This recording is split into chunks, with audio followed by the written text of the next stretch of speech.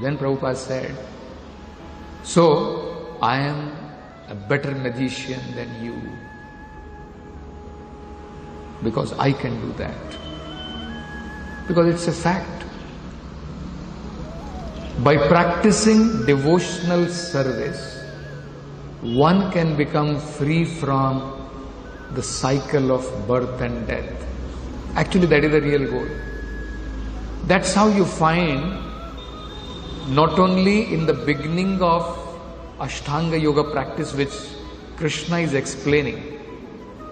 See, there are three authorized understanding of what exactly is the goal of Ashtanga, how the practice has to be done. Because both are important.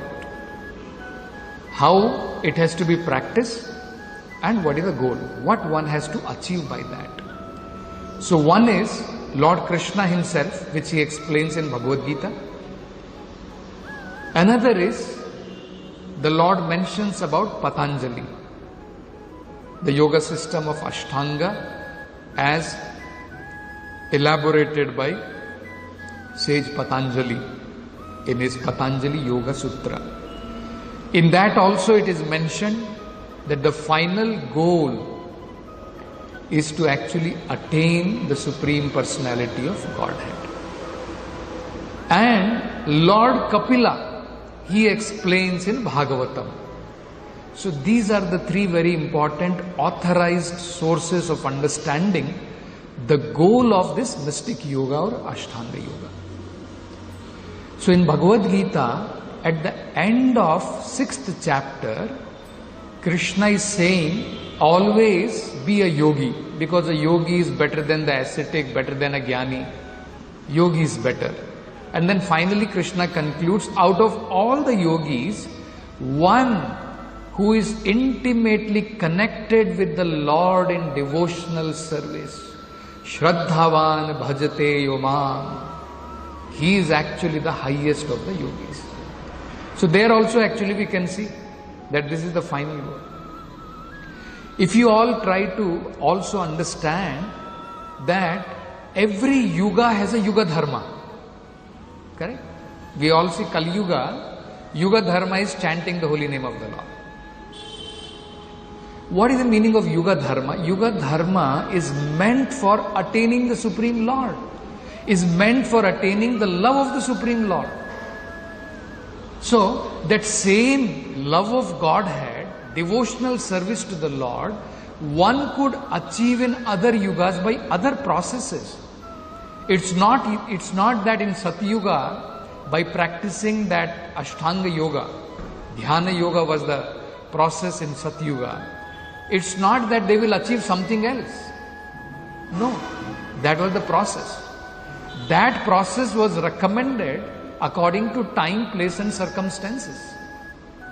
In Kali Yuga, because we cannot practice, one cannot give up his family life, one cannot go to secluded place, all these practices of Ashtanga Yoga is not possible. So in Kali Yuga, a very simple process is given, is that just by chanting the holy names of the Lord, one can achieve the same benefit which one could achieve by Ashtanga Yoga in other yoga, by practicing yagnas in some yoga, or by practicing of archana in another yoga. The same benefit. That means one should not misunderstand that actually all of them are Vaishnavic processes only. Prabhupada explains in one of his purport that actually Ashtanga Yoga is one of the form of Vaishnava process only. It's not something different. Now we think it is something different because we understand, they are practicing for some health benefit, they are practicing for some other benefit. Actually, that is not the goal of Ashtanga Yoga. That is not the goal. Goal is finally to achieve the love of Godhead only. By all these processes, one comes to the stage of bhakti. By practicing Ashtanga Yoga in Satya Yuga, one will come to the process of bhakti. By practicing yagna processes, gradually one will be elevated to the process of bhakti. Because Prabhupada explains actually this is how the process is. The process is finally one. It's not that there are many processes. They all lead to the devotional service of the Lord. Devotional service is the topmost. Kali Yuga, it is very favorable because directly you practice devotional service. In all other yugas, it was indirectly you practice some other processes which leads to devotional service of the Lord. That's how Prabhupada explains. It's all like one step, second step, third step. Finally the goal is to reach the topmost step, the top floor. Prabhupada gives the example. He says there is one process where you can take one step, you can take two steps, you can take, then you reach the final floor. Or you can take the lift directly. That lift is what is provided in Kali Yuga. That you directly take to devotional service of the Lord. What is devotional service, factually?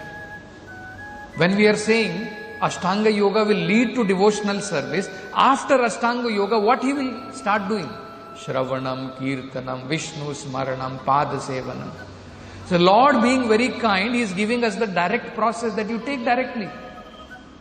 In Kali Yuga, chant the holy name of the Lord, hear the holy name of the Lord, and then automatically you will remember the Lord. All other processes will be able to practice. So this is the difference. So the final goal is not these mystic powers. These are all byproducts. And actually one becomes diverted, as the Lord is saying.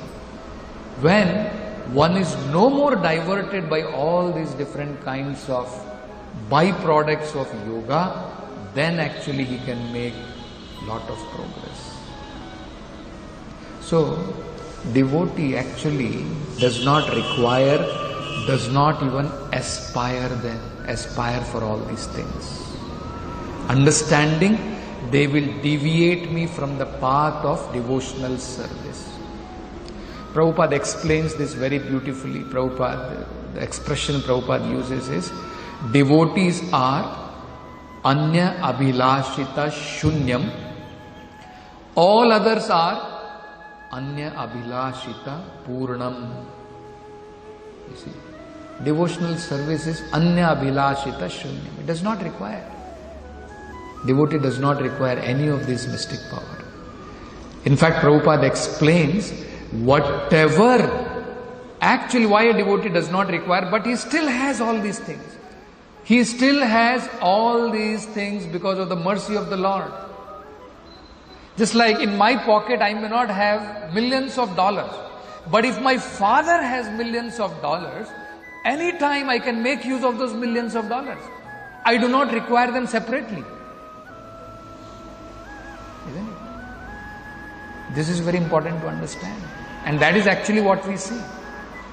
Because sometimes we may wonder, are yogi is having all this mystic power, why a devotee does not have, a pure devotee does not have? Pure devotee does not aspire for them. That is the point. He does not aspire.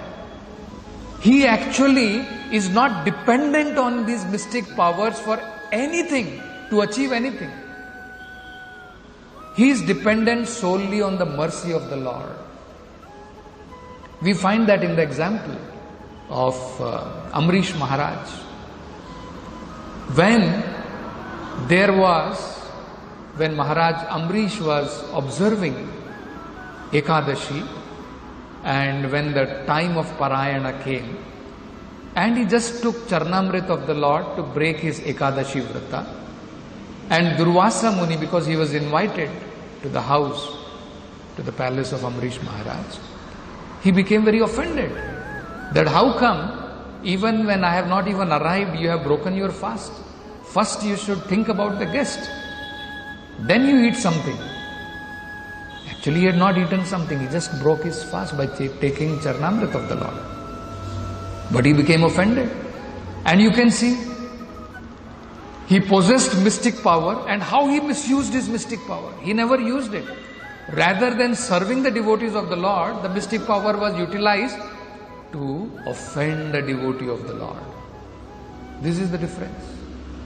Durvasa Muni, out of his mystic power, immediately he made with his asuric power. So, and then we can see the result. The Lord immediately released his Sudarshana Chakra, which not only protected Maharaj Amrish, rather it went behind Durvasa Muni. So much so, Durvasa Muni went left and right, Kailasha he went, everywhere he went. Even in this material world, he went to 𝗥𝗏𝗏𝗏 to approach Lord Vishnu there. Because actually such devotees, Durvasa Muni cannot enter the Vaikuntha planets. But he could go. In this material world, 𝗥𝗏𝗏𝗏, Prabhupada explains, when it is said Vaikuntha, that is also a kind of Vaikuntha, wherever the Lord resides. So there he approached the Lord. But even the Lord could not protect him personally. Ajamana Radhe, Radhe, Radhe, Radhe Govinda.